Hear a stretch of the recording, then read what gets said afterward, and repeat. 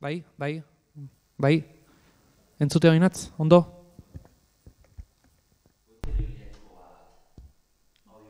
Gotzon. Ile zuri bat. Bai. Bai, bai, bai. Hau ondo? Bai. Biak piztuta dauzkat, esekean.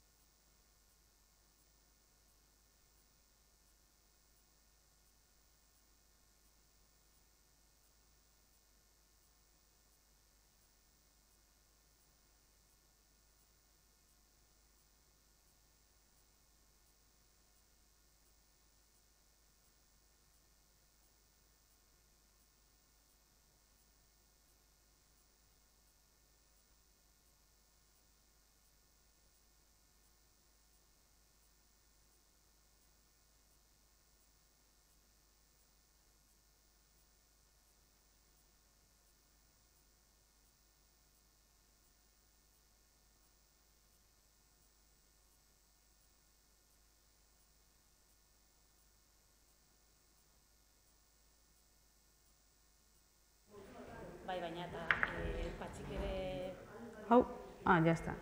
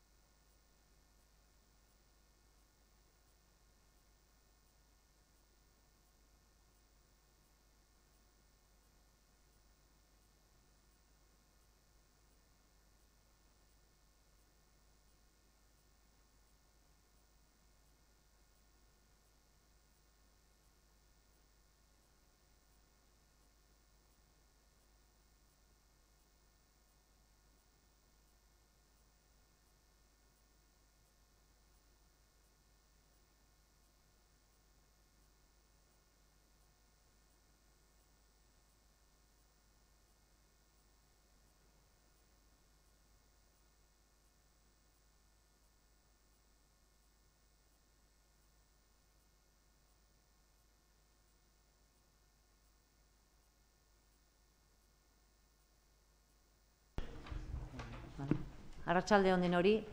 Behan du xamarda dagoeneko, osoko bilkura nahiko motza daukagu, baino pleno aretoa beteta dago, beraz lehenbailen hasiko gera.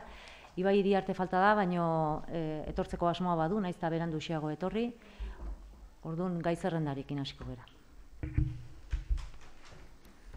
Bueno, lehenengo puntua, ondorengo akta onartzea 2017ko abenduaren 27ko ohizko osoko bilkurako akta.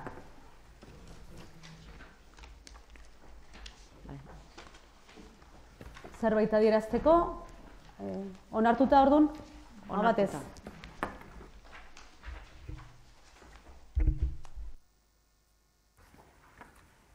Bigarren puntua, alkatetzako dekretu hauen berri ematea, 2017ko abenduaren 1-tik 29-ra, eta zenbakiak dira 2017koak 2157-tik 2358-ra.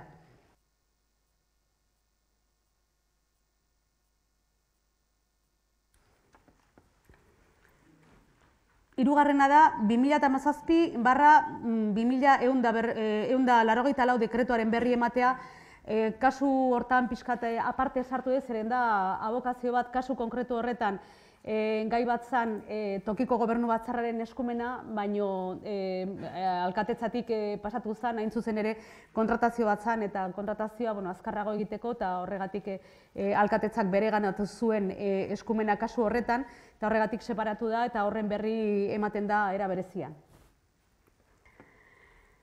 Laugarrena, mozioa, Minority Safepak herritar ekimena. Irakurriko dut. Gai hau hizkuntza politika eta hezkuntza batzordean aztertu zen, eta hau batez onartu zen. Ekimen hori babestea eta sustatzea. Europan 81 jatorrizko hizkuntza mintzatzen dira. Horietako batzuk ofizialak dira eta beste batzuk koofizialak. Baina gehienek ez dute estatus ofizialik. Ondorioz, Europako hizkuntza askok ez dute babes legalik eta arriskuan dago beraien biziraupena. Europako Batasunaren oinarrizko printzipioetan hizkuntza eta kultura diversitatea babestea dago. Bere lemak dioen moduan, in varietate concordia. Hala ere, Europako Batasunak printzipio hoien babesa eta sustapena estatuen menpe uzten du. Estatu guztiek ez dute jokamolde bera eta hizkuntza asko babesi gabe dago. Europako Batasunaren mailako lege neurri amankomunen faltan, estatu bakoitzaren borondatearen eta espiritu demokratikoaren kalitatearen araberakoa izango da hizkuntzen babes maila. Europako Batasunak gutxiengoen hizkuntzak eta kulturak babesteko lege garapen eta neurri minimo amankomun batzuk antola ditzan, Europako hainbat gizarte eragilek Minority Safepak izeneko herritarren ekimena bultzatzen ari dira. Ekimenak 1 milioi bat sinadura bildu behar ditu Batasuneko 7 estatu desberdinetan, gutxienez, 2018ko apirilaren 3 baino lehen eragina izan dezan. Hauek dira Europako Batasunari egiten zaizkion eskakizunak. Bat, Europako Batasunak estatuei gomendatzea hizkuntza eta kultura diversitatea babestea eta sustatzea. Bi, finantzazio programak abiatzea hizkuntza komunitate gutxituentzat. 3, hizkuntza diversitatearen zentroa delakoa sortzea. 4, Europar Batasunaren erregio garapenerako funtsen helburuetan gutxiengo nazionalen babesa eta kultura eta hizkuntza dibertsitatearen sustapena aintzat hartzea. 5, gutxiengoek gure gizartei eta Europari ematen dioten balio erantziari buruzko ikerketa egitea. 6, estaturik gabeko gutxiengoentzat estrategia konpartitu eta zeharkakoak bultzatzea. 7, Europako copyright lege bateratu bat, kultur zerbitzuak eta emanaldiak norberaren ama hizkuntzaz eskuratu ahal izateko. 8, ikus-entzuneko edukiak mugaz gaindi hizkuntza gutxituetan eskaintzeko eta jasotzeko zerbitzu askatasuna. 9, gutxiengoen kulturaren eta ondarearen adierazpideak eta komunikabideak estatu laguntzen arautegitik salbuestea. Ekimenaren aldeko sinadura internet bidez eman daiteke, dagokion helbidean, eta horiek guztiak kontutan hartuta Tolosako udalak honako erabaki du. Bat, Minority Safepak delako herritarren ekimen Europarra bere egitea, babestea eta sustatzea. 2, herritarrei eskatzea Minority Safe Pack ekimena sina eta eda dezaten. 3. Udal batzaren erabaki hau herriko komunikabideen eta udaleko sare sozialetako kontuen bidez iragartzea. Eta 4. Europako batzordeko lehendakaria erabaki honen jakitun egitea. Eta lehen esan duan bezala, hau batez onartu zen euskara eta hizkuntza politika eta hezkuntza batzordean.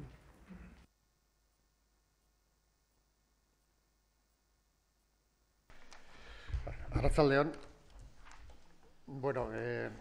bada instrumentu bat, tresna bat Europar Batasun mailan herritarrak ekimena bultzatzeko eta herritarren ekimena deritzo. Ez da instrumentu erreza lantzeko, eskudeatzeko eta ez da helburuak lortzeko ere, ez. Eskatzen ditulako 1000 sinadura 7 estatu desberdinetan. Eta ez da horiz bakarrik, lehenbizik batzordeak onartu behar duelako ekimen hori sartzen dela Batasunaren eskumen esparruan eta askotan atzera botatzen ditu berak esaten duelako ez direla sartzen. Eta hori gertatu zen ekimen horrekin. Eta ekimanen bultzatzaileak Estrasburgora jo behar izan zuten, eta Estrasburgo arrazoia eman zien, eta esan zien Batasunak bazuela eskumenik jarduera esparruetan eragiteko. Eta hain zuzen eskatzen da nolabait Europako hizkuntza diversitatea zaintzea, eta oso ondo esplikatuta mozioan zintzu diren arrazoiak, zenbait tokitan gurean bezala, beste errekonozimendu maila handia daukagu, baina beste zenbait tokitan ez. Eta horretik bakarrik izango balitz ere, mereziko luke gure babesa ekimenak. Baina ez da hori bakarrik, gure eragiten dizkiguten kontuak ere agertzi dira hemen, ez? 8. puntuan, mugazen gaindi euskal hizkuntza gutxitutan edukia jasotzeko eskubidea izugarri importante bat. Ze eman demagun, Ipar Euskal Herrian produzitzen den programa bat euskeraz, telebistarako, internetez emititzen dena, printzipioz ez genuke ikusirik izango. Ze hori mugatuta dago estatuen baitan. Alegia, askotan gertatu zaitu telebistan kanpoan, eta bazen, itzulia ikustea telebistan, eta partzen zaudete, eta ez ikusiko. ETB-ren webunean zen blokatuta dago geografiko kizori. Eta eskatzen da olakoak ebitatzea. Olakoak, bestela 2 aldiz epatu behar dira egile eskubideak. Eta importante da, olakoak gozak momentu honetan Europako Parlamentoa diskutitzen ari dira. Eta erabakitzen ari dira, beraz. Ez da bakarrik, ez dakit Sorabiako gutxiengo hori eragiten dion gauza bat, eta Euskaldun hori ere egiten diguna, eta horregatik ere interesa badaukagu olako mozioak, olako ekimenak babesteko. Horregatik Bilduk proposatu genuen EAJ-rekin batean mozio hau hizkuntza politika batzordean, eta horregatik babesten dugu. Elkartasuna, eta baita gure interesan zenbait alorretan. Mozio honekin Europako hizkuntza gutxiagotuen sustapena nahi da aldarrikatu. Europako estatu ugarik ez diete behar den aitortzarik ematen bere eremuko hiztunek erabiltzen dituzten hizkuntza gutxiagotuei. Adibiderik garbiena ondoko Frantziako estatuan dugu, non besteak beste, euskarak ez duen aitortza ofizialik. Hori esan da, ez dugu zuritu behar Espainiako administrazioaren jarrera. Euskadin ez baitu inolako ahalegin esanguratsurik burutu herritarren hizkuntza eskubideak bermatzeko bidean. Badu zeregina besteak beste, Espainiako gobernuko ordezkaritzetan, korreosen, justizia arautzen duen legedian, asko du egiteko. Europan jatorrizko 80 hizkuntza mintzatzen dira eta mozio honen bidez neurriak hartu nahi dira hizkuntza gutxiagotuak babesteko eta sustatzeko. Gure obligazioa da, euskara gure hizkuntza denez, bide hori jarraitu nahi duten beste hizkuntza gutxiagotutako hiztunei babesa eskaintzea. Horretarako dakarkigu proposamen hau onartua izan dadin, euskarak biziraupena bermatua badu ere, bizi indarra ez du bermatua. Erabilera esparru sozial guztietan ez du bermatua besterik gabe etorkizunean. Beste hizkuntza askok biziraupena ere kinkalarrian dute. Lagundu eta babestu ditzagun mozio hau onartuz. Bozketara pasako gera. Aldeko botuak? Hau batez onartu da.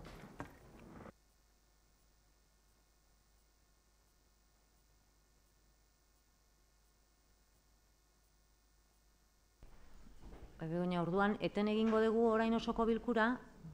Hemen arazoa dago, zeren falta da zinegotzi bat eta batzar unibertsala ezin da egin. Bueno, orduan galdera erreguri ekingo diogu, ez? Galdera erreguak, Cristian. Bai, gabon guztioi. Bueno, ni motza izango naiz. Dakizunez, gaur arratsaldean Afagi Alzheimer Tolosaldeak erakundeak beren ekitaldia ospatzen ari du hemen Tolosako kulturetxean, eta hemendik nire babes osoa adierazten nahi diet. Mila esker.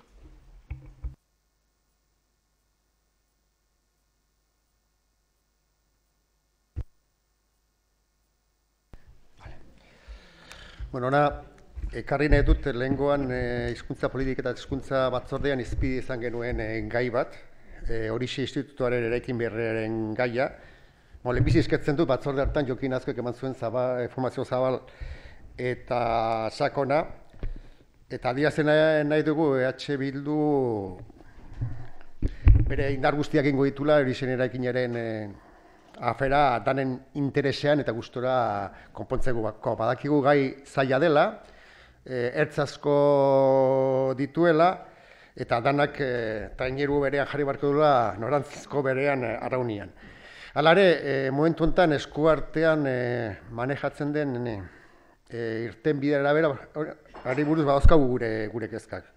Badakigu ere, irten bide posible guztia bere arazoak eta problema dauzkatela, baina iruditzaigu momentu honetan mahai gainean jartzen ari dena, eta torren otsaien 15ean hizkuntza sailarekin komentatuko dena ingo den bileran, baditula arazo guretzat importante batzuk, eta batzorden azaldu ditut, eta nahi ditut ere hemen berriz ere azaldu.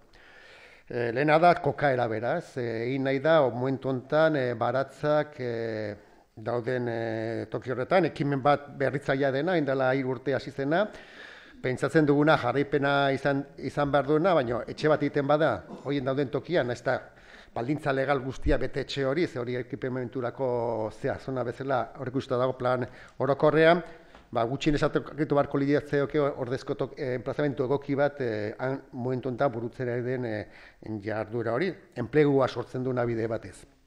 Hori da daukagun kezka bat, beste kezka bat daukaguna da, pixka bat, tokia bera, ezote dagoen, N batetik gertuegi. Hor zaratak, sarrera iterak nola kudeatuko dira, eta hori guztia. Eta gero, ulertzeko da, hor etxea egiten bada, erekin berria hor bertan egiten bada, orain eraikina dagoen orobi hori libre geldituko dela. Eta gure kezka da, eta orobi hori zertarako. Hala, gure ez genuke ikusiko egoki, bertan zaterako 2 apartamentu plaza ateratzea eta kotxeak aparkatzeko bakarrik erabiltzea. Iruditzaigu horrek, bai, momentu batean konponduko luke momentu honetan dagoen arazoa da aparkatzarena, baina hendik 2 urtea berriro egora beran egingo ginak, eta ez gaude guk hortik usten bidea. Gure kezka da, igual, konponbide hori errexena izan ditekeela hezkuntza sailaren ikuspegitik eraikinaren prozesua burutzeko momentuan, baina akaso ez dela Tolosaren ikuspegitik irtenbiderik interesgarriena. Gure irudiz irtenbiderik interesgarriena izan hortzeke, hain bertan dagoen tokian eraikin berria, horrek sortuko lituzkelako inguruan arazo gutxienak. Baki segurenik komplikatuagoa izango dela horren kudeaketa, ze ikasle daude, eta ikasle nun baiten jarri bardia eta horita guztia, baina gure iritzia da, hortik beharko lukela irteara izan hau da. Gehiago ikusi, Tolosaren ikuspegitik konbenentzia, eta ez dakit, hezkuntza sailak arratzen ditulako milaka euro batzuk, beste nonbaiten indarrak egitea. Kezka hori agertu, dena gure borondatea da, babestea eta horrela amatealik eta azkarren proiektu hori, baina kezka horiek hor daude eta nik uste esateko azirela. Mila esker Iñaki, pixka bat aipatu dituzun kezka horiek danak izan ditugu baita ere guk eta azaldu dira egin dian bilera ezberdinetan, ezta?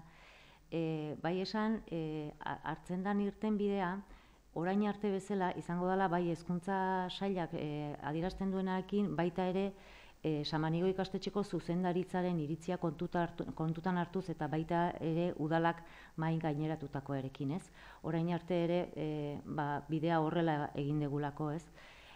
Baratzak komentatu dituzunek derrigorrez enplazamendua edo kokapena eraikin berriarena hor joan beharko balitz, ordezkapen bat bilatu beharko genuke, ez? Eta adierazi bihar bertan, uste dela bihar, Patxi? Bihar bertan landaolak ematen diola baratza horien proiektuari sari bat. Beraz ikusteko garrantzia zer nolakoa da, naiz eta baratzak berriz ere atera dira esleipenera eramateko eta oraindikan ez dago inor aurkeztuta, ezta? Hori batetik, eta gero esan bezala, otsailaren 15ean, esan duzun bezala, bilera badago eta bilera horretan parte hartzen du Hezkuntza Sailak, zuzendaritzak eta baita ere udalak. Pixka bat samaniego egiten ari den bidea, lehen Laskorain ikastolak egindako bide berdina da, obraren baten eraginez, obrak iraun bitartean ikasleak birkokatu egin behar dira, eta hori da zailtasuna, eta bide horretatik dijoa baita ere Samaniego ikastetxea zorionez, eta notizio honena da, Hezkuntza Sailak ja bere aurrekontuetan jasota daukala dirua bat eraikin berri hori egiteko, ezta? Baina bai, jasotzen dugu eta erabat bat gatoz adierazi dezunarekin.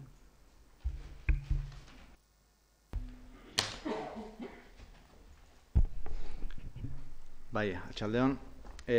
Aurreko plenon komentatu gendun aurrekontun ingurun EH Bilduk egoki ikustezun Usabalgo hirugarrengo faseako azterketa tekniko bat burutzea, Tolosan beharran arabera, kirol taldekin eta hitzein da azterketa batin eta behar horiek asetzeko.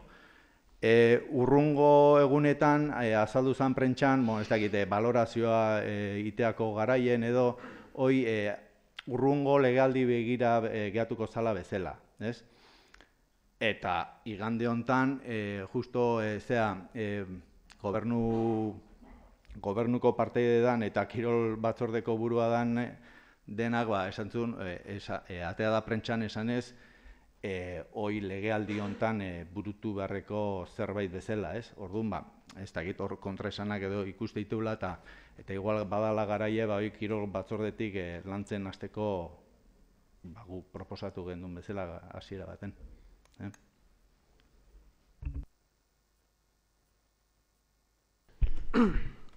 Bueno, bai, ez duk esaten zuen bezala aurreko plenon esan zenuten. Gero nik agertu nintzen prentxan, guen dela egun batzuk, aurtengo legaldi, egin beharko zala, eta esan nintzen, ja taldeekin hitz egiten hasi gerala, hitzen hasi dugu guen dela oso gutxi, baina hoia burutzen ari gera eta hurrengo batzordera pasako dugu informazioa.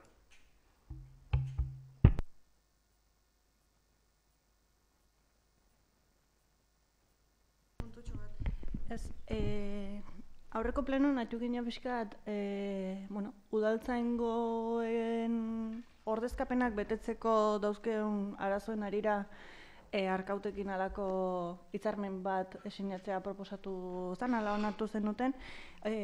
Okerrezpa gaude, badirudi lanpoltsa hortetikan ez da utxik daola lanpoltsa hori, eta bai pixkat adierazi nahi genuen gure kezka eta ea hemendikan aurrera zer.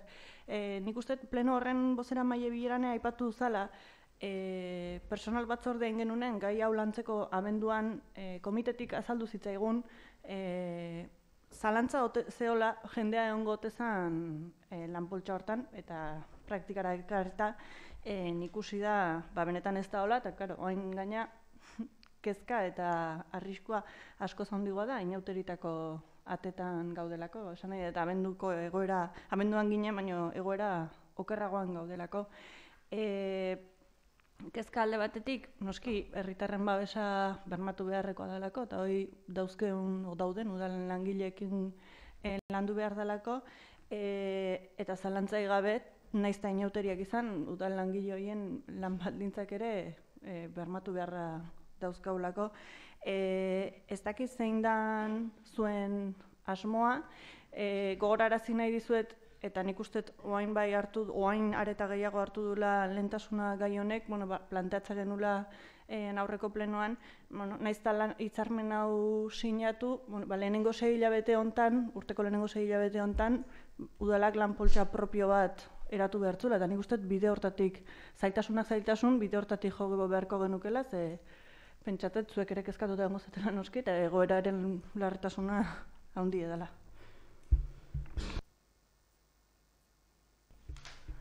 Bai, hola da. Egia esan, Arkauteko hitzarmena sinatu zen ordezkapenak eta egiteko eta beste herrietako zerrendatatik tiratzeko ere arazo handiak zeudelako, kudeatu zen baita herrian zerrenda propioa bat, eta horrekin ere etzan soluzionatzen, eta orduan soluzio bide bakar bezala planteatu zen Arkautekin hitzarmen bat sinatzea. Nun eta ja sinatzeko puntuan gaudenean, oraindik ez dela formalizatu, erabaki dugu baino formalizatu gabe daukagu oraindik, Arkauteko zerrenda ere ustuta dagoen, ez?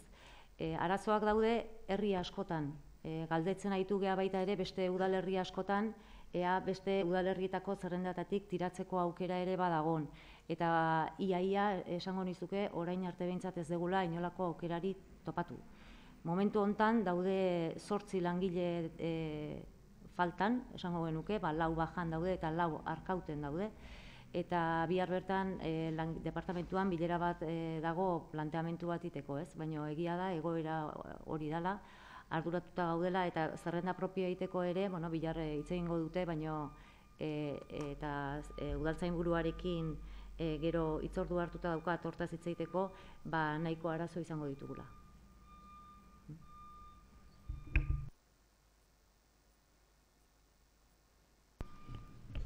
Bai, atxalden.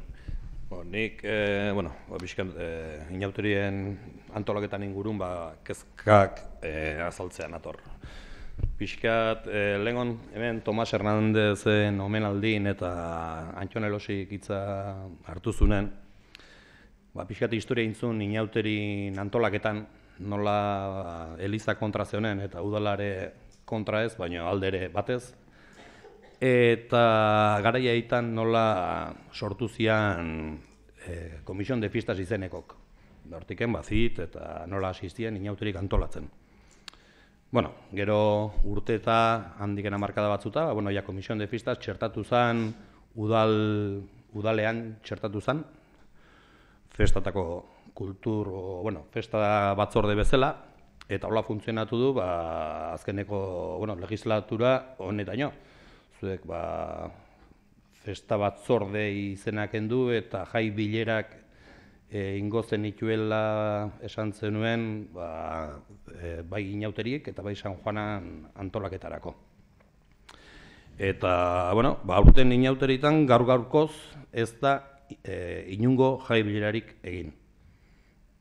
Nuria Karbonelek festa eta kultur zinegotziak inditu bilerak, baina inditu karrozetakokin, konparsetakokin, baina karroza konparsak lehiaketan eta parte hartzeuenak, eta hola.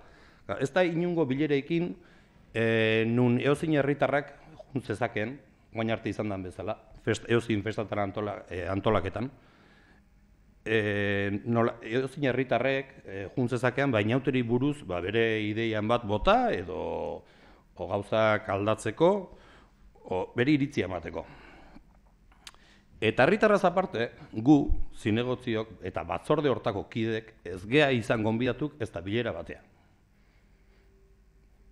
Gaur-gaurkoz, inauteritako programazioa dakiu web horrian zintzilikatuta daulako. Aurrekontua, zein dan aurrekontua, ez dakigu. Gaur komentatu du batek etxen programa jaso dula, ez da nire kasoa, eta horra zaltzela inauteritako aurrekontua. Nik ustet, hemen gaudenoke, nahiz da gobernunen zeon, herriontako zinegotzik ebagiala, eta San Juanetan, San Juanak igaro zienen, nik esan nun, hementxe bertan, esan nun, ezin zela herriko festa batzuk hiru bileratan montatu, eta zein dan ere sorpresa, inauterik iritsi, eta hiru ez da bat.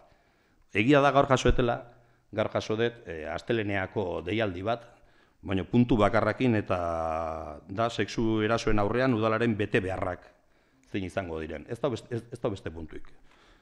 Gainetikan, 17 puntu jarritare, urrungo astelenak alderero pasata daude eta egongo gea ostegun gizeneko 300 eta programa kalendau, aurrekontuare bai, eta berriz diot. Hemen gauden alderdi hontan gauden zinegotzik, ez gehi izan gonbidauta inungo bileretara.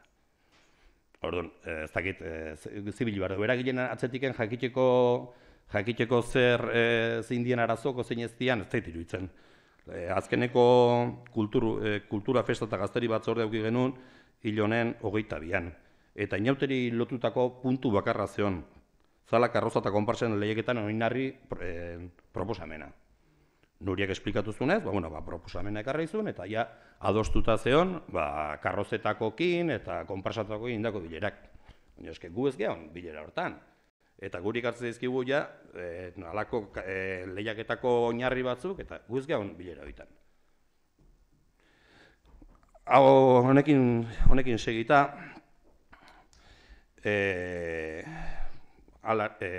aurten Usabalgo pabiloaren giltzak abenduaren 26 eman zian, ferialeko giltzak urtarrilaren 11an eman zian, hau beti normalen, beti eman izan dua, martxan jarri izan dua feriala eta pabiloiak abendua hasierako zubirako.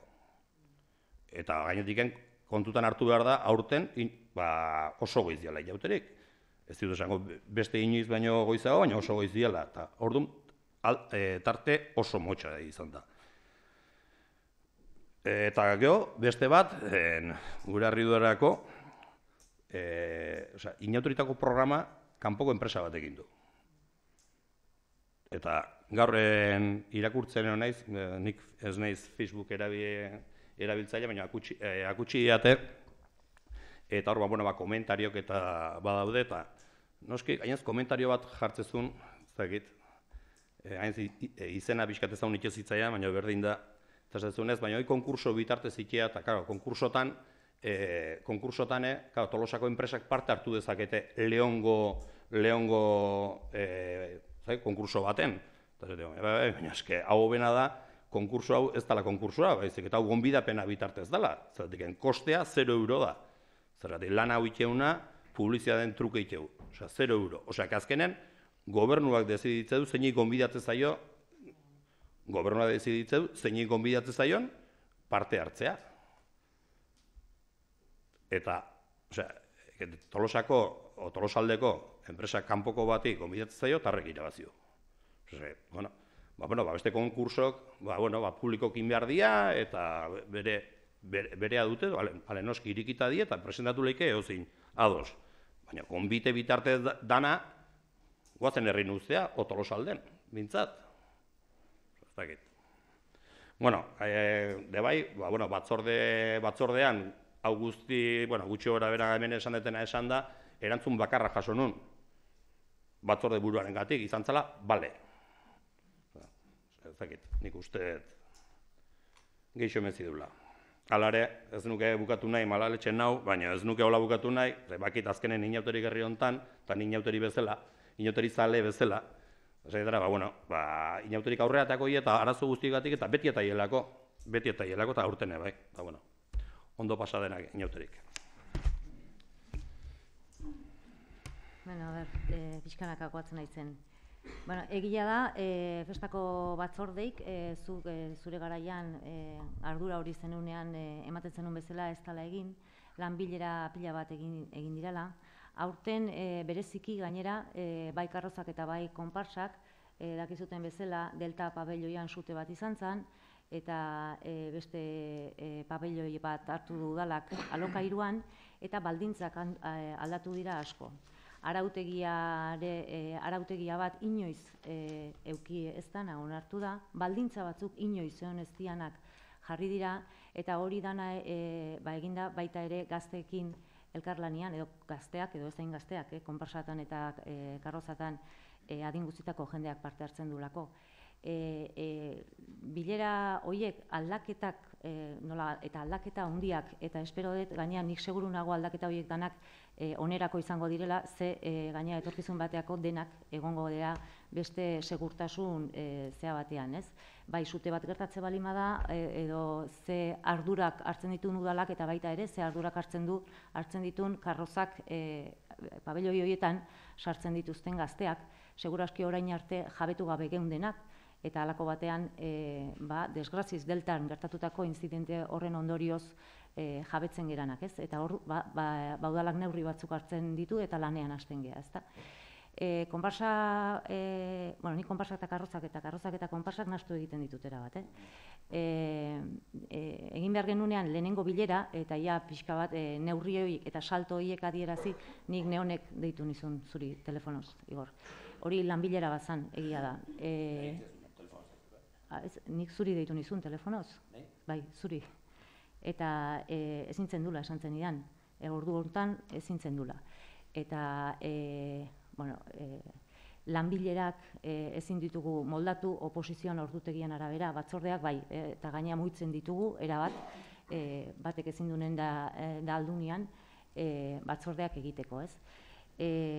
Baina lanbilerak ezin ditugu modu horretara moldatu. Eta horrek izan du lan bat, bastante mardula, eta nik hor zorion du nahi diot gaina Nuriari egindako lan horrengatik.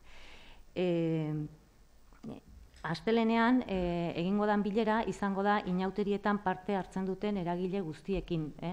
San Juanetan egiten den modura. Orain arte inoiz ez da egin, modu horretara.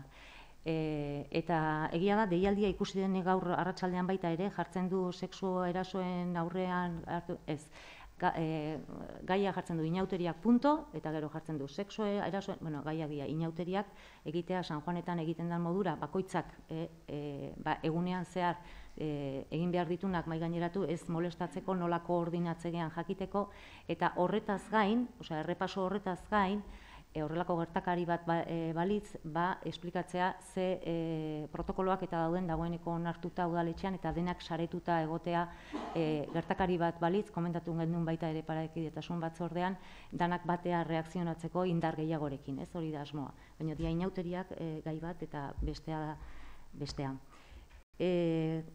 Giltzak eta hainberandu ematearen arrazoi nagusia hori izan da, baldintzak eta ezartzeko garaian legez jarri beharreko baldintzak, nahi izan du ditugulako gainea gazteekin eta adostu, ez? Eta elkarlanerako bide batekin, eta horrek atzeratu du, eta egia da, berandu dala, aurten gainea inauteriak azkar dirala, eta gazteak ere esan digutela, karrozak ez balima daude, beste urtetan bezain apainduta, errua zuena da ez gurea, ez hori ere esan digute. Programaren kontua, programa egindun enpresa honek, egia da, ez da Tolosakoa, baina parte hartzea eskatu egintzun, deitu egintzun, informazioa eskatu, eta hori ezin da ukatu. Eta orduan eman itez daizkio oinarriak, eta aurkeztu egiten da. Aurkezten danean, txosten teknikoak esaten du, proposamen onena berea dela. Hori da gertatu dana. Gainera baita ere alderatu gehitu nahi dut esan diozunari, disgusto txiki bat ere badaukat, zenik ere sarean ikusi dut, jartzen dan propaganda, zuk aipatu dezu ez, egiten dela propagandaren truke, ez da dirua ordaintzen programa horrengatikan, propaganda orain arte beti herriko merkatariena eta izan da, eta aurten, gaina kontraportada, lehenengo zea hortan, dago plataforma handi baten zea propaganda, ez da? Hori ere, egia esan, iruditzen zait, hankasartze bat izan dela, ze udal honek tokiko merkataritza babesteko egiten duen lanarekin, konturatu ez izana horrelako zerbait gertatu zitekela. Orain arte, irizpideetan ez da zehaztu, programan asaltzen den propaganda hori herrikoa izan behar dunikan, baina agian hemendik aurrera hori zehaztea da proposatzen detena, berriro horrelakorik ez gerta ez dadin, ez? Programa zerbait gehiago? Lanbilerak programa eta zer gehiago esan duzu? Bai. Mesedez, erantzu jazu igual jai bileratan nola zezkea gu gonbidatu izan? Zuk erantzun duzu, ez dira jai bilerak egin, lanbilerak egin dira. Ez zaiatela gonbidatuak izan. Eta uste dut hirugarren gauza bat esan dezula, baina naiz gogoratzen. Horre konturik ez duela ikusi?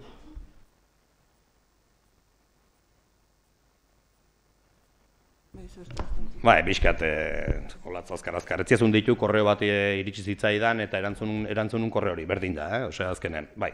Udaletxe barrun, ez dunak ezautzen inauterien antolaketan, udaletxe barrun, hemen langile ezberdinak eta landu ikeia inauterik, normalen, udaleko lan ordutegin ikeia, eta, nik, aparte lan iketenez, enaiz etorri. Baina, hoi da gauz bat, eta beste da, nahi, zu guain egia deskubritzen lehenotzean festa batzordea zen. Guain ja dauzkegu jai bilerak eta lan bilerak. Lan bilerak beti existituia, olatz. Beti existituia. Batzukin non barezu eta ez da gizte. Baina leheno batzorde, festa batzordea zena, gaurkunen jai bilera daitzei zuen, eske, irikia izan behar du. San Juanak eta inauteriak ez dira inundik inoa igualak. Eta zuk esan duzu, astelenen ingo dugu bileran, parte hartuko be, inauterinetan inoiz ineztan bezala, San Juanetan bezala. San Juanak oso lotuta daude, eta eragile ezberdinak osatzen dute. Inauteria oso diferente da. Eozin herritarrak hartzen du parte, norbanakon, kuadrilan, konparsatan, apuntatu gabe karrozan, eta orduan, oso garrantzitsua da inauteritan mantetzea jai bileran figura hoi.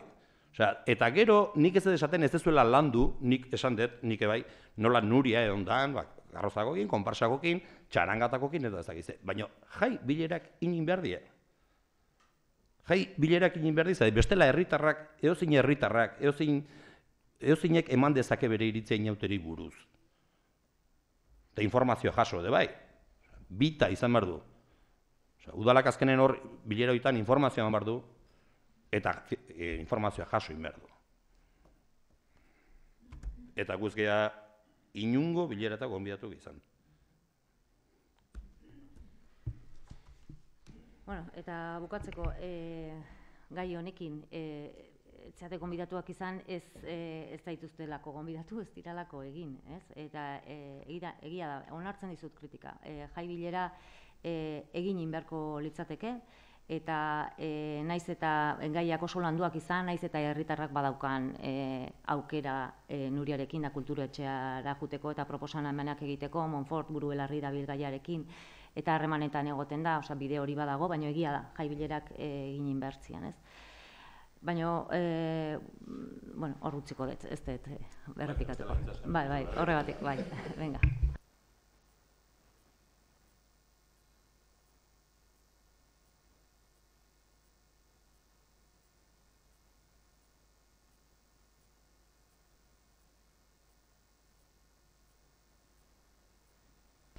Itxoin pixka bat, orain Tolosa Lantzeneko Administrazio Kontseilua daukagu, eta gero ondorenean publikoari emango diogu hitza, bai?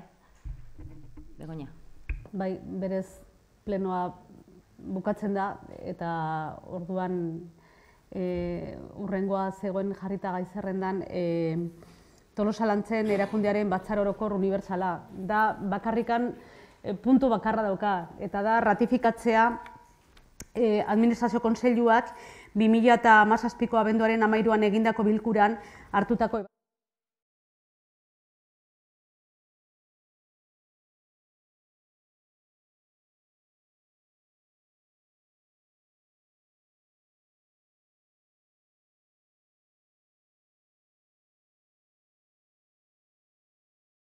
akordio hauek eskritura publikoan jaso eta merkataritza erregistroan erregistratzeko. Da, ebazpen hauen ratifikazioa, besterik ez. Bai, bozkatu behar da. Aldeko botoak? Hau batez, orduan onartu da.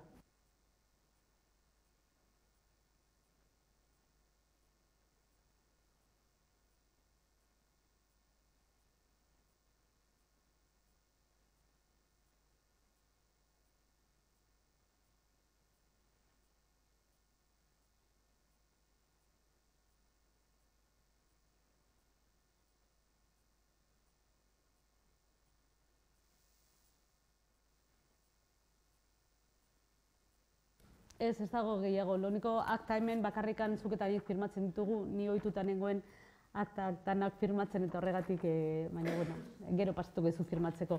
Aktak jasotzen du oaintxe bertan irakurritakoa.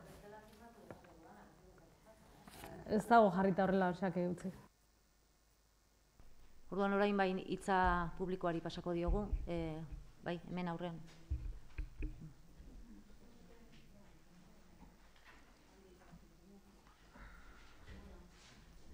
Arratsaldeon, tenori, barkatu lehenengo, porque nik erderaz hitz egin behar dut. Estamos aquí, trabajadores de la Clínica Santa María de la Asunción, entre unos cuantos, porque ya hace un tiempo, no muy lejano, estuvimos con la señora alcaldesa, en la cual estuvimos trasladándole nuestros problemas, y la contestación, una de ellas, era que no era competencia suya, ¿verdad? La competencia en sanidad. Pero estamos aquí porque seguimos creyendo que sí tienen una gran responsabilidad sobre la sanidad que se imparte en Tolosa, igual que el resto de los ayuntamientos de Tolosaldea. Nosotros sobrevivimos gracias al concierto que se hace con el Gobierno vasco, como ya le comentamos, que atiende a la sanidad, y también que se hace negocio incrementándose un patrimonio privado. Está bien mejorar la gestión, porque para eso se hizo el concierto, porque siempre que parece ser que cosas públicas pasan a gestión privada, y con los conciertos suele pasar que se tiende a pensar que se va a beneficiar en eficiencia y eficacia, sobre todo en eficiencia económica, aquello de más por menos. Y yo me gustaría saber si con el dinero del concierto del Gobierno vasco, que se atiende así, si este ayuntamiento, en concreto la alcaldesa, sigue pensando que esta es la sanidad que quiere para Tolosaldea. Los gestores privados, si es lo que quiere el Gobierno vasco o si es lo que quiere el señor Darpón, que teniendo en cuenta la trayectoria viene de la entidad privada. Nuestra pregunta es ¿por qué no puede todo el dinero que se destina a sanidad que se utilice en sanidad? Y solo recordarles que un paciente puede tener las constantes vitales aceptables y estar moribundo. Y esperemos que esta forma de gestionar no nos deje a todos cao, porque puede ser que sea muy legal, pero igual no es el más adecuado ni ético, me recuerda mi compañera. Nada más.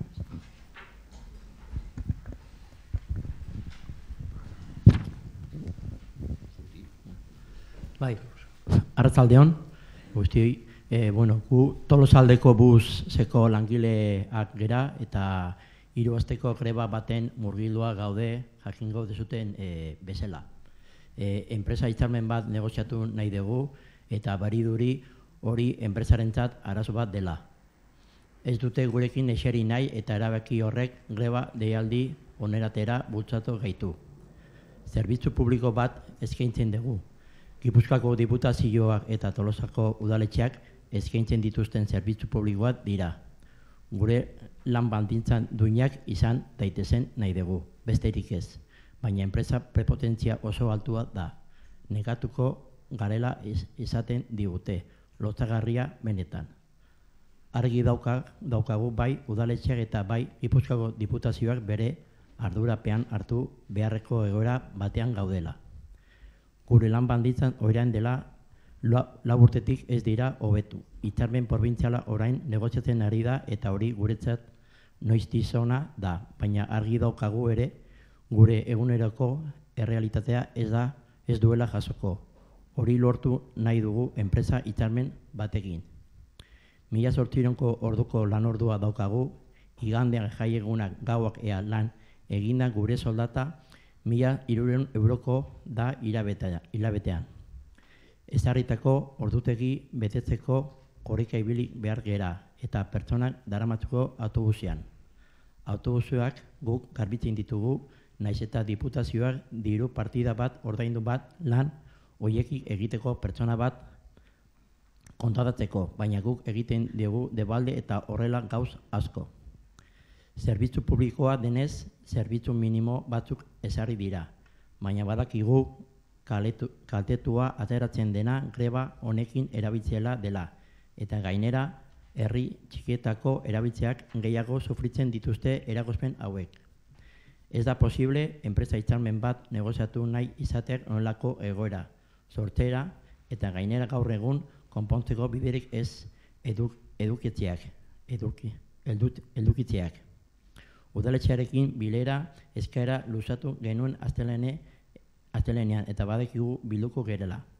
Hemen zaudeten alderdi politiko guztiei luzatzen dizuegu eskaera. Gu prest gaude gure egoeretaz hitz egiteko. Eta naiz izanez gero dituguzue lasai eta egongo gera.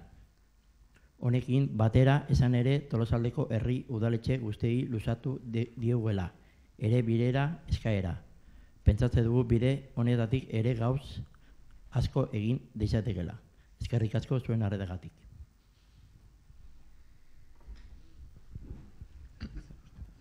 Beste norbait, anatzian, bai.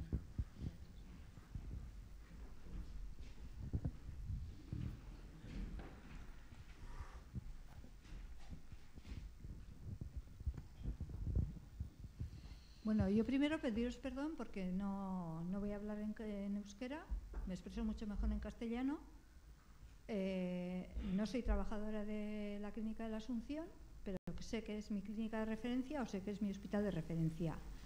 Y no sé hasta qué punto tenéis conocimiento del problema que existe hoy con la OSI de Tolosaldea, concretamente, porque me parece que es algo que estáis dejando pasar, que es muy importante, que afecta a 5 UAPs.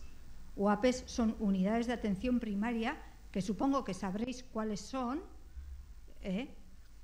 y que creo que tenéis que abordar, pero de una forma inminente. No voy a tocar el hecho de que no me exprese mucho mejor en castellano, no quiere decir que no entienda el euskera. No voy a tocar los temas que se han hablado, pero creo que este tema es súper importante. Creo que en estos momentos hay una crisis muy importante, y creo que no es desconocimiento ni de la población, bueno, igual parte de la población porque no lo necesita o por lo que sea, de la situación que se está dando en la OSI de Tolosaldea, que no hay traumatólogos, que los traumatólogos se han ido o están de baja, que con cirugía está pasando algo parecido, con hematología exactamente igual, y que las listas de espera se están estirando mogollón. O sea, y de esto no habla nadie. Y yo quiero recalcar que no soy trabajadora de la Clínica de la Asunción, pero si en algún momento me pongo enferma, voy a ser usuaria. Y como usuaria quiero tener los mismos derechos que el resto de los usuarios de todo Osakidetza. Y en estos momentos no me siento para nada igual que el resto de los usuarios de Osakidetza. Y creo que es un problema muy importante que debéis de abordar, que es un problema también político y que... puntos suspensivos. Mila esker, beste norbait?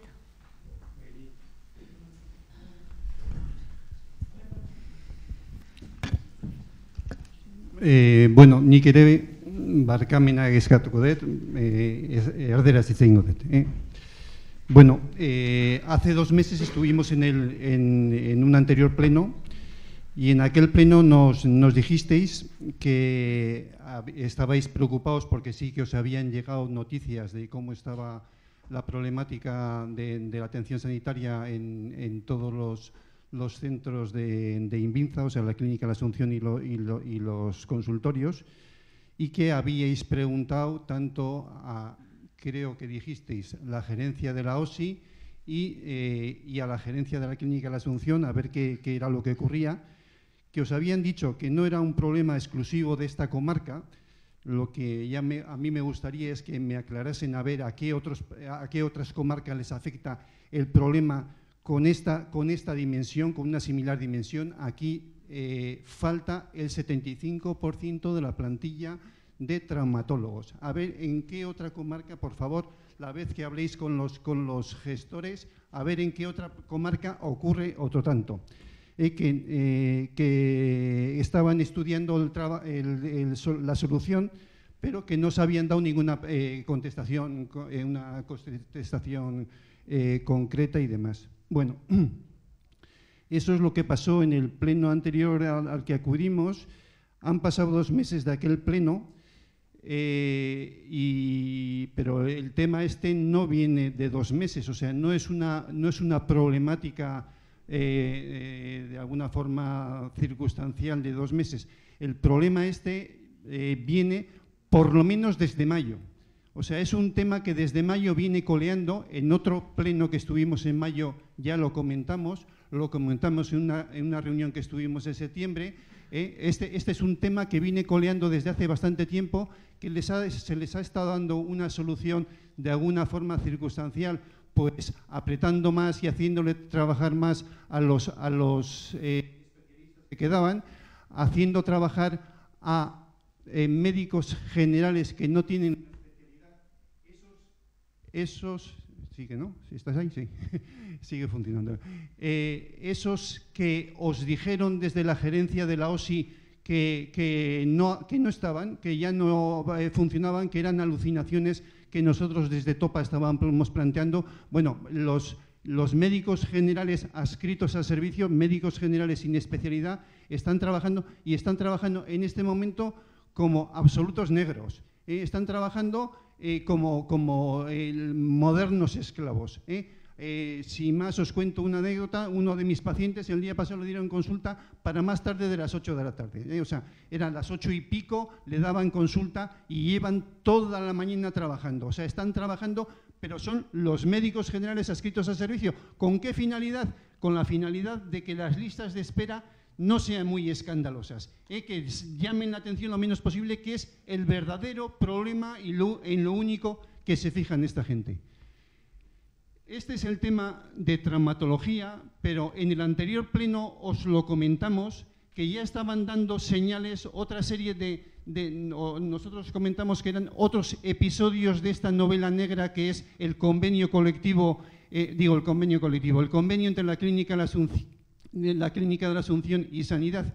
Y entonces el problema era que en este tiempo, en estos 2 meses, la conflictividad de los trabajadores de la Clínica de la Asunción ha sido muy importante. Han hecho huelgas, han hecho manifestaciones, que hubiera sido muy interesante que os hubieseis dado una vuelta por las manifestaciones, porque os hubiera llamado la atención la cantidad de gente que se movilizó. ¿Y qué gente se movilizó? O sea, gente que hasta ahora nunca había hecho lo más mínimo y estaban en aquella manifestación. O sea, el malestar ya no solo de la población, el malestar de los trabajadores es importantísimo. Esto es un tema importante, no es una cosa de pasajera. Es un tema importantísimo que nos gustaría que lo consideraseis bien.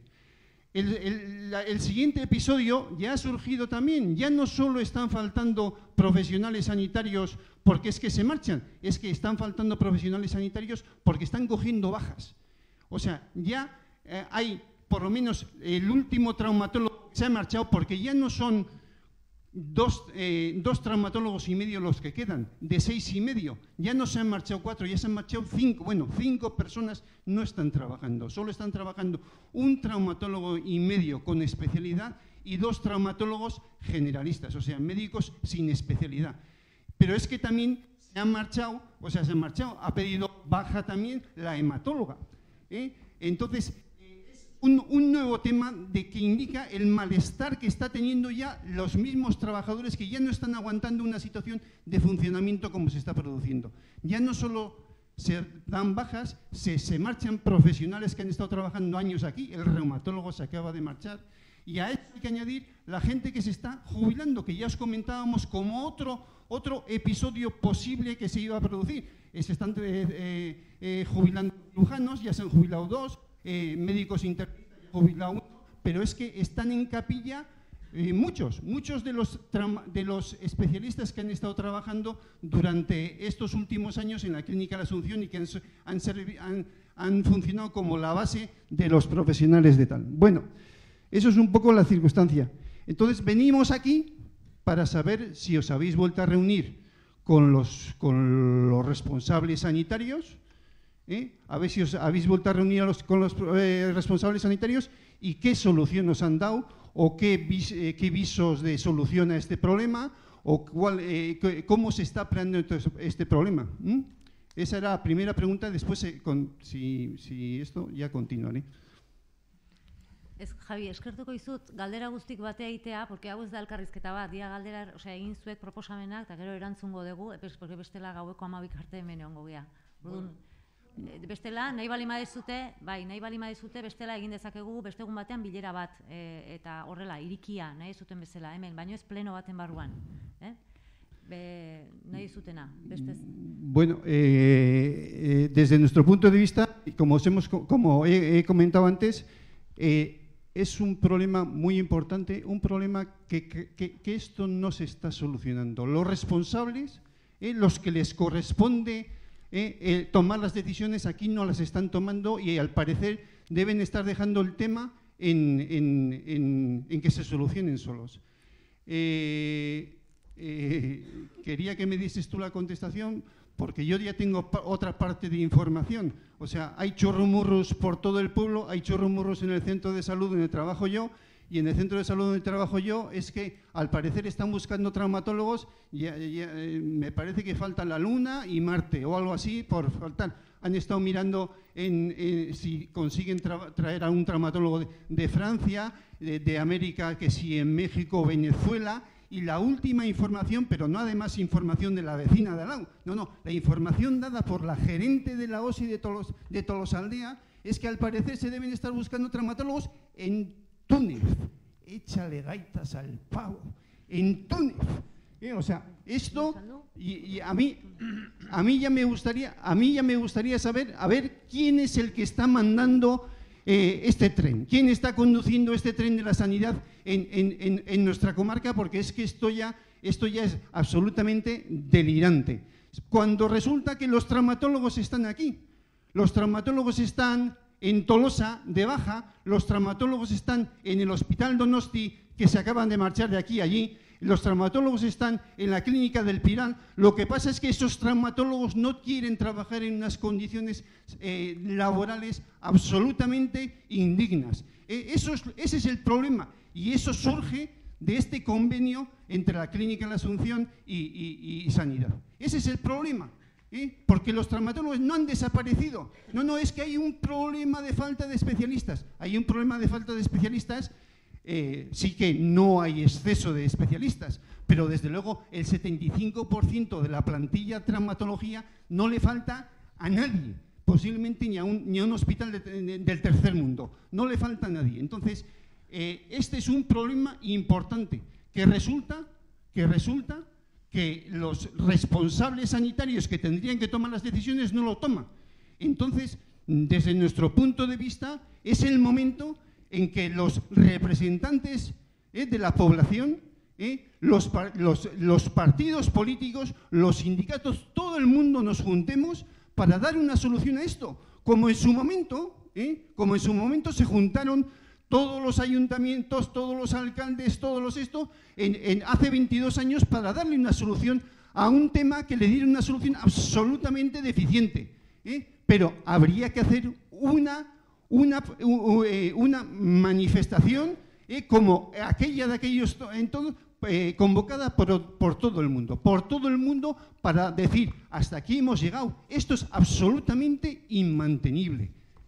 Entonces, esa es la opinión que tenemos nosotros y desde luego nuestra opinión es que, pues eso, lo que siempre decimos, esa clínica hay que publicarla, porque mientras no se publique esa clínica, aquí lo que vamos a tener va a ser traumatólogos de Túnez, traumatólogos de México, traumatólogos de China, traumatólogos de lo que sea, especialistas O sea, aquí va a venir la gente que no tiene posibilidad de ir a trabajar en otro sitio. Ese es el futuro que nos espera en esta clínica mientras se mantenga este convenio sanitario entre Osakidetza y la clínica de la Asunción.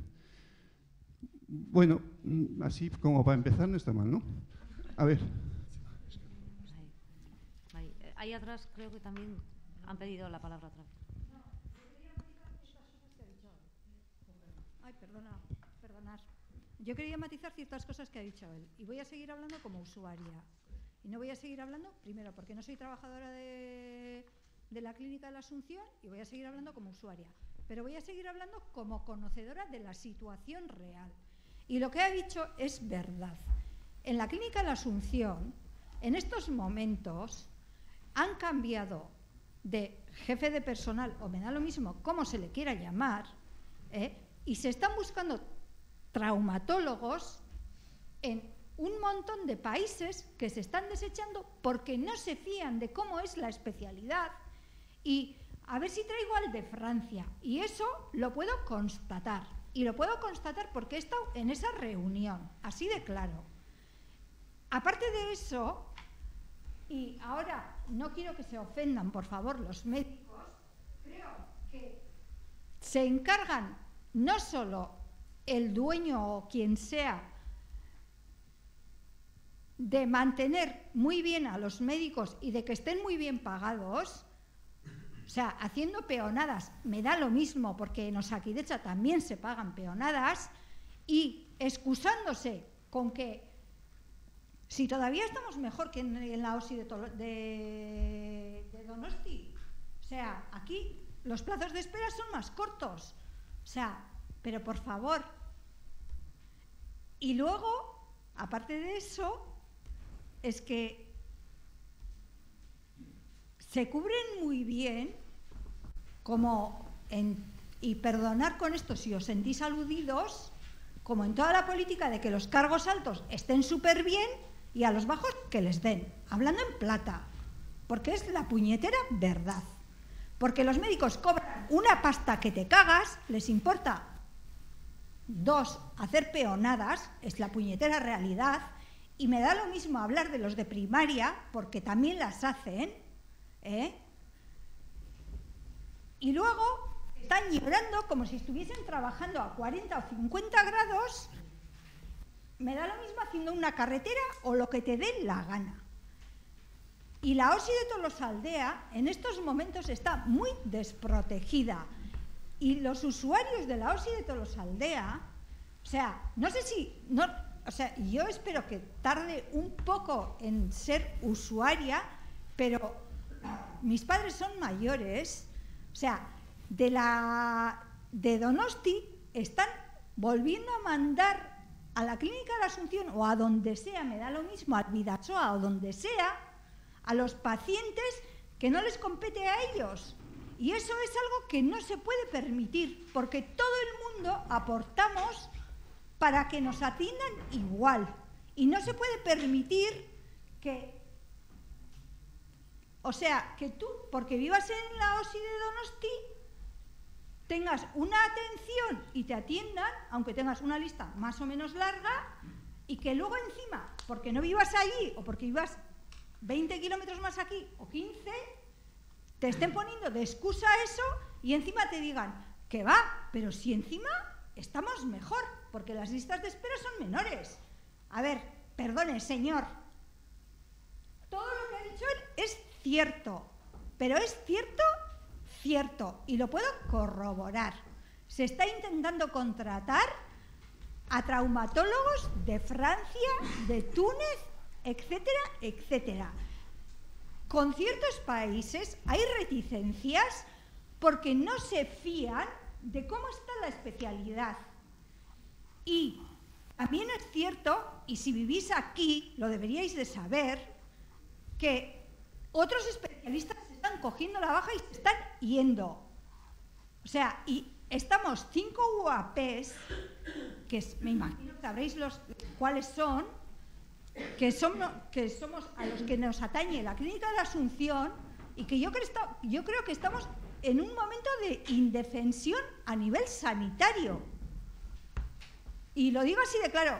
Y aparte de todo eso, creo que, y en esto sé que me voy a echar encima a todos los médicos, creo que todas las prebendas que se dan a los médicos para que se callen y todo el resto de los trabajadores tengan que pasar por ahí, y que encima a nivel político, porque mira que a nivel político habéis hecho, no me refiero concretamente a este consistorio en estos momentos, pero que a nivel político se han hecho cosas, o sea, me parece una pasada que no se tomen en cuenta todas estas consideraciones, cuando es un tema súper importante, porque a nadie nos importa nada la salud, o no es que no nos importe, o sea, nos importa cuando nos atañe o atañe a los familiares, y lo demás, pues bueno, vamos tirando.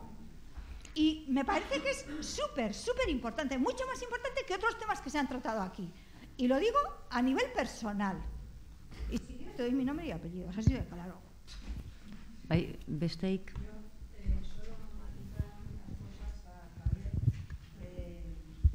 Una es que al Pilar, no se han ido al Pilar porque el Pilar ya no existe, sino a la Policlínica. El Pilar se encargó... Sí. Nuestro jefe, el señor Montoya, ya se encargó de hacer desaparecer el Pilar, pero también es verdad que hay muchas personas que en vez de indemnizarlas les buscó un puesto aquí en la clínica. Con eso se aumenta las tablas salariales bastante. ¿Pero qué eran médicos o eran personas? No, eran farmacéuticos, que tenemos 2 farmacéuticos, debemos... Sí, no, ya, sí,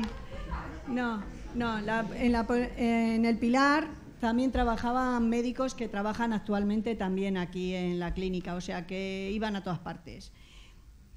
Lo único es que también decir que el jefe de personal nos ha cambiado, pero sí es verdad que es curioso que no se encuentren traumatólogos, pero directores médicos sí. Debemos ser la única empresa que tiene 2 directores médicos y que en su momento estaban nombrados 3, con Montoya, que también era el señor Cerdán, que ya se nos ha marchado. Agustín Aguirre figura como director médico a día de hoy, no sé mañana, pero a día de hoy figura. Y figura también el señor Beitia, porque recibimos comunicados. No figura como trabajador de Inviza, pero director médico. Así que tenemos 2 directores médicos, no sabemos de qué empresa, porque claro, teniendo en cuenta que en la misma clínica hay 3 empresas, pero nos dan órdenes, nos dan comunicados y nos dan protocolos. Presionan a los médicos mucho, pero presionan a todos los niveles y a todos los trabajadores.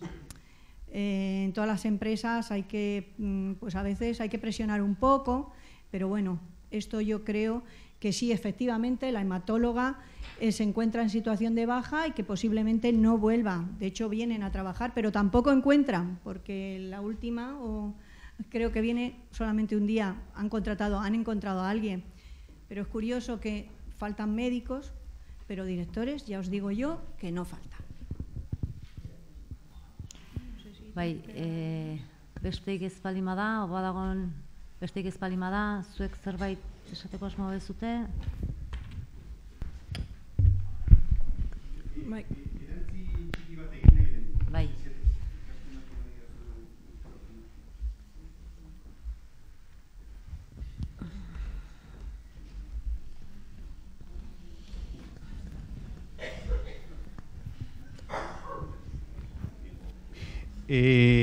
Quería añadir lo siguiente. Como antes he manifestado, es un problema gordo, es un problema muy importante, es un problema que afecta en relación con Tolosa a los 20.000 habitantes de Tolosa y en relación a Tolosa Aldea a los 65.000. Resulta que el problema ese tiene solución, y una solución relativamente sencilla. Y la solución está en la misma letra del convenio que se firmó hace año y poco, y que, como consta en el convenio, es un convenio que se tiene que ratificar expresamente anualmente. Acabaría en noviembre. O sea que tendría que haber una ratificación expresa. Eso quiere decir que en noviembre se puede volver a decidir sin que haya ninguna penalización de ningún tipo si ese convenio continúa o no, porque se han cumplido o no se han cumplido los articulados que hay. Y entonces, en el mismo convenio hay un artículo que es el 334, cuando tengáis el convenio le echáis una miradita, que viene a decir lo siguiente: cuando las modificaciones del cuadro asistencial afecten sustancialmente el contenido de los servicios por reducción o pérdida de especialización, se instará a la adecuada cobertura o, en su caso, se iniciará el oportuno expediente de rescisión del concierto. O sea, estos señores llevan desde mayo 8 meses no dando una cobertura adecuada, traumatológica por lo menos, y del resto deficiente, a la atención que nos merecemos los 65.000 habitantes de Tolosaldea.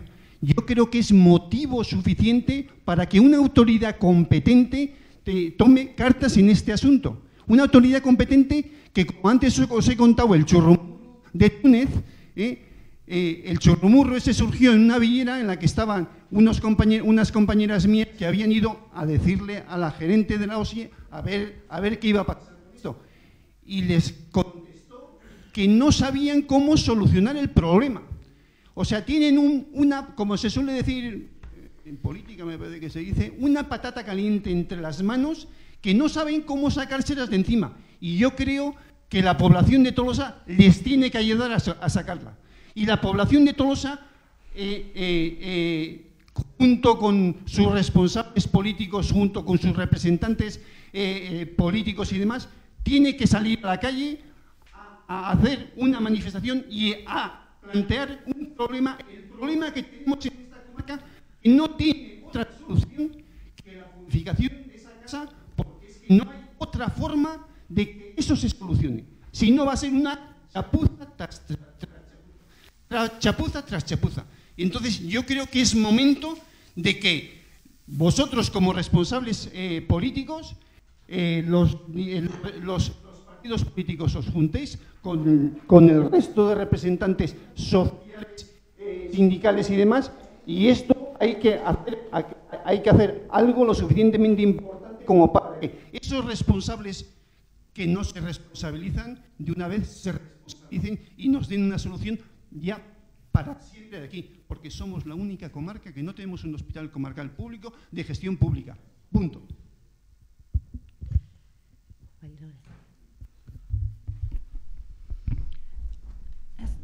Bueno, bai argitu nahiko nuke beti EH Bildutikan langileen lan baldintza bermatzeko borroka hortan beti langileak besteko jarrera erakutsi deula, eta aipatu dituzun manifestazio eta aldarrikapenetan bai Tolosaldea busen kasuan zein Asunzioneko lan hitzarmenei dagokionean han bertan izan gehala kideok, hoi puntualizazio gisa, azkenen bai gobernuan tokatzen zitzaigunen zein, oain oposiziotik ere, horrelako gatazkak daudenean, iruditzen zaigulako, bitartekari funtzioi bete behar deula azkenen gu herritarren ordezkari gehan aldetik. Badakigu, eta bai bikasutan lan hitzarmenez hitz egiten nahi gehala, badakigu hoi enpresa eta langileen arteko akordioak diela, baina, akordiorako interesik ez balin badao, eta tarten diru publikoa balin badao, ezinbestekoa iruditzen zaigu gu ordezkariok, nola daite, bitartekari gisa, hor erantzunkizun hori behintzat guk kontsideratzen deulako. Aipatu nahiko nuke alde batetik, eta gonbitea jasotze deu, Tolosaldea buseko kasun, zuzenean badula Tolosako udalak kontratua, eta nik uste, eta gaiaz aurretik ere hitzain deu, bai eutxi behar dioula udaletik, enpresarekin hitz egin, eta zuen gonbiteare jasotzen dugu EH Bildutik bilera bat inalizateko, baina, kontratu desentekoa daukagu, eta zentzu hortan, beste kontratutan bezala, ikusi beharko litzake langileen lan hitzarmenei dagokionean, ze jasotzen duen, da nola jasotzen duen. Eta Asunzioni dagokionean, nik uste, behin da berriz aipatu izan dute, baina, gure ustez kalitatezko osasun zerbitzua momentu honetan ez deu jasotzen, Tolosaldeako eskualdean, Hala jasotzeko, zalantzai gabe, gure zergetatik jasotzean diru guztia, osasun zerbitzura zuzendu beharko litzakela iruditzen zaigu, eta hortarako zerbitzu eta kudeaketak publikoa behar du izan. Zentzu hortan, da honei konponbidea emateko, lehengo asten ez bada, lan mai bat bai proposatu genukuk EH Bildutikan, ikusiko deu ze bide emateun, baina zalantzai gabe olako zerbitzu publiko bat kalitatezko izateko eta beste eskualden mailara iristeko, gure ustez, bai kudeaketa eta bai zerbitzuak publiko beharko luke izan. Eta zalantzari gabe, jarraituko dugu hemendikan aurrea ere, zuen aldarrikapenekin guk aldeun einen behintzat, eramaten aldeun lekuraino eta zuen aldarrikapenekin bat egiten noski. A ver, no sé ni por dónde empezar. Empiezo por la primera pregunta, lo que si me olvido de algo me vas diciendo. Efectivamente, hicisteis una petición de reunión, hicimos una reunión y planteasteis allí cuál era la situación de los trabajadores en la Clínica de la Asunción. Antes de empezar la reunión, y lo hice muy conscientemente y lo vuelvo a decir ahora, porque yo no quiero generar falsas expectativas. Yo no voy a decir que voy a hacer nada que no está en mi mano. Entonces, antes de empezar la reunión, efectivamente aclaramos dónde está la competencia. La competencia es del Gobierno vasco. Y en cuanto al convenio laboral de los trabajadores, como comentaba ahora también Lore, es un acuerdo entre la empresa y sus trabajadores. Ahora bien, otra cosa es que si el interés, que los trabajadores tengan unas condiciones dignas, lo que puedan reivindicar los trabajadores, y además, y eso también os lo dije, que sí nos preocupaba especialmente que esas condiciones, que si no son las que tienen que ser, repercutan en el servicio, porque lo que este ayuntamiento siempre ha estado es pendiente de la calidad del servicio que da la Clínica de la Asunción, aparte de las competencias que sí son propias municipales, como son la licencia de actividad y otra serie de cosas que hemos solido comentar también en el Pleno. Eso te quería aclarar, que no es que eche balones fuera, es que expongo la realidad. Y yo, nosotros tenemos la puerta abierta, estamos en todas las reuniones que tengamos que estar, queremos saber qué es lo que pasa para hacer, como también decía Lore, de mediadores, o sea, todo lo que recogemos lo trasladamos, hemos hecho reuniones con la gerencia, hemos hecho reuniones con los trabajadores, también con el consejero, y lo seguiremos haciendo, porque es un tema que es verdad que llevamos arrastrando una situación y ya hemos llegado a un punto que ya es que no es que no nos preocupaba antes, que sí, pero ahora también y mucho más. Vivimos en este pueblo y también somos usuarios de la sanidad pública, no vivimos en Villabona, somos aquí, en Villabona también son. No, barkatu ez, orain nik hitz egingo dut, bai? Entonces, eso te quería comentar, que no era mi intención, si así lo entendiste, para aclararte que quisiera echar balones fuera, sino que quería exponer la realidad encima de la mesa. La competencia es del Gobierno vasco. El Gobierno vasco, a través de la concertación con la Clínica Asunción, da el servicio sanitario público en Tolosaldea, que nosotros reclamamos que por lo menos tiene que ser de la misma calidad que cualquier otra comarca. Y ahí nos mantenemos firmes. Nosotros hemos reclamado que la gerencia de la Clínica Asunción tiene que llegar a un acuerdo con los trabajadores de la Asunción. Ahora, ¿cuáles tienen que ser esas condiciones? Es una cosa que lo tendréis que negociar vosotros. Pero que tiene que llegar, eso sí lo reclamamos y eso sí lo pedimos en todas las reuniones que estamos. Algunos datos que me disteis, por ejemplo, de los ratios de los trabajadores, ¿no? Que decías, es que mira los ratios cómo son y cómo puede incidir esto en la calidad del servicio. Eso los hemos pasado, los hemos preguntado y estamos también pendientes de los pasos que vais dando. La última vez que hicimos la reunión, teníais una reunión pendiente con la dirección que pensabais que a ver si podemos llegar a un acuerdo, ¿no? Digo, pues ojalá, a ver cómo estamos. Parece que habéis acercado posturas según las informaciones que a mí me han llegado, pero no habéis llegado todavía a un acuerdo, ¿no? Ahí estáis. Bueno, pues que sepáis que seguimos de cerca la situación de los propios trabajadores, ¿no? Javi, komentatu dituzun gaiekin, ez? Azkeneko bilera ingendun, hemen osoko bilkurara etorri zinaten, ezta? Eta gelditu ginean bilera bat egiteko eta egin gendun alkatetzan bilera bat, irailaren 18an izan zen, eta ni konprometitu nintzen bilera hortan jasotze zian kontu guztiak jaularitzara trasladatzeko, ez? Eta erreklamatzeko pixka bat erantzun bat baita ere, ezta? Eta hori egin genuen, ez? Irakurriko dizuet parrafoa, sailburuari bidali niona, osasun sailera bidalitakoa, bilera hortan agertutako aldarrikapenan aktakin batera, ezta?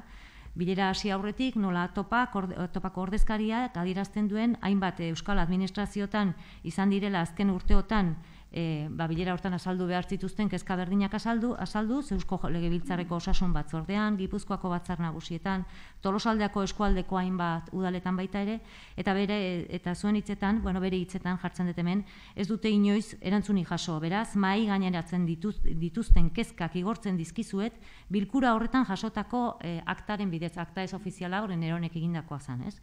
Bide batez, Tolosako udalak beti gaineratu duen bezala, gure kezka nagusia da, Tolosaldeak duen osasun arreta publiko zerbitzua gutxienez, beste eskualdean dagoen arreta zerbitzu kalitatearen parekoa izatea. Asebetetze inkestak hori horrela dela adierazten badute ere, topa mugimenduak mahai gaineratutako kezkak Eusko Jaurlaritzari zuzenean igortzea garrantzitsua dela uste dugu. Hori jaso genuen. Gaien artean gogoratuko dituzu ni baino beto baino zeuden langileen ratioak, zeuden ordezkapenak ez direla egiten, eskatzen zen baita ere hitzarmenaren asuntzion ordun hitzarmenaren alderaketa bat egitea, traumatologoen gaia ordun ere mai gaineratu zuten, kezka handiz gainera, esan ez etorkizunean arazoa handiagoa izango zala eta hori horrela gertatu da. Egia da baita ere esan zigutela eta horrela adierazi ziguten baita ere osiretikan etzala Asuntzion klinikaren arazoa bakarrik, baina bai egia da Asuntzion klinikan arazo hori grabegoa izan dela eta horri adierazi dugu Jaurlaritzan baita ere. Osiren kontuan komentatu zenuten Asuntzion klinikak Osakidetzak duen sistema informatiko berdina ez izatearen gaineko kezka handia zala eta kezka hori konpartitzen dugu guk ere eta horrela adierazi dugu Jaurlaritzan. Eta datorren, oraindik ez daukat fetxa bat, baina berriz ere sailburuarekin bilera bat egingo dugu gai guzti hauek mahai gainean jartzeko. Yo no tengo la solución, sí tengo una gran preocupación. Y eso sí lo quiero dejar claro.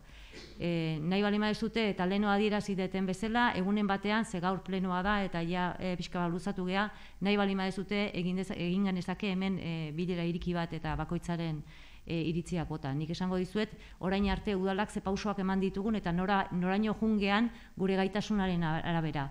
Orain, hemen trasladatu dian kezka eta arazo guztiak trasladatuak izan direla, hori horrela dela esan diezazuket. Gero autobusan kontuarekin ere eskertzen dizuet etortzea, jaso dut zuen bilera egiteko deia, uste dut eguna jarrita daukagula, udal ordezkari guztiekin eskatu dezute, orduan trasladatu zaie baita ere, eta egingo dugu, itzengo dugu, gerentziakin ere egongo gera, eta gauzak aurreatzen dihoazen. Eta hemen bukatutzat emango dugu, plenoa. Ez, Javi, emango dizuet.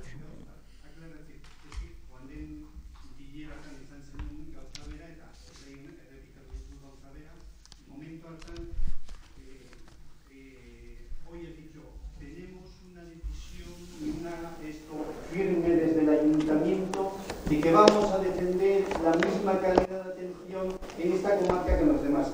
En la anterior asamblea, en la anterior esto dijiste, este ayuntamiento no va a dar un paso atrás en que la calidad de atención que se dé en Tolosaldea, la calidad de atención que se dé en Tolosaldea con un traumatólogo y medio puede ser igual que la calidad de atención que se da en otra comarca con 6 traumatólogos.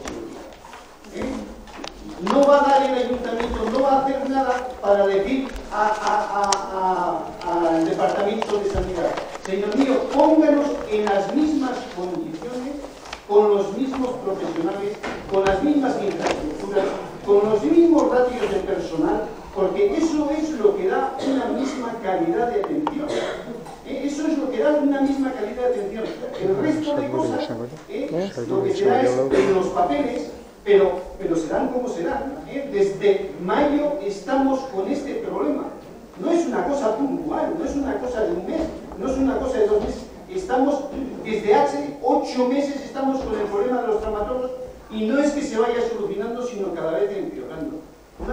No hay otra comarca que le falte el 75% del personal de su plantilla de traumatólogos, por favor. O sea, la misma calidad de atención van a dar. O sea, es que...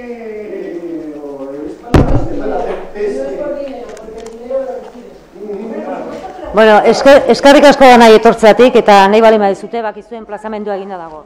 Ahora hablo contigo.